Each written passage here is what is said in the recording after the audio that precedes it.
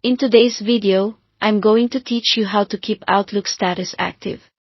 First, start by signing into Outlook, either on the web or using the desktop app. Once you're in, look toward the top right corner and click the Teams icon. This jumps you into Microsoft Teams, which is where your availability is actually managed. Outlook and Teams share the same presence, so any change you make here will reflect in Outlook automatically. Here's the key idea: Teams presence and Outlook presence sync both ways. If your calendar shows a meeting, you might appear busy. If you're active at your keyboard, you'll show as available. That means the most reliable way to control your Outlook status is to set it directly in Teams and let the sync handle the rest. In Teams, click your profile photo or initials at the top right. You'll see your current status. Choose Available to turn on the green active indicator.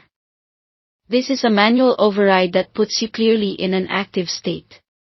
It's useful if you're jumping between tasks or want to ensure colleagues see that you're reachable. Keep in mind, this override is temporary.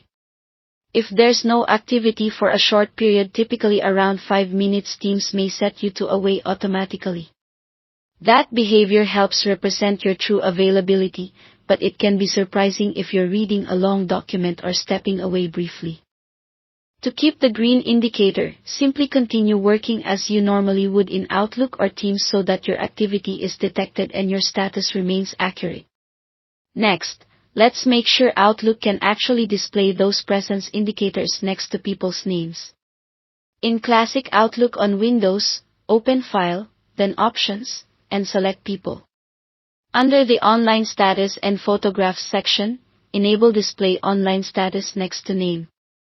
This ensures you'll see the colored presence dots in your message list, contacts, and throughout Outlook where names appear. If you don't turn this on, your status may be updating correctly in the background, but you won't see it reflected in Outlook's interface. That's it.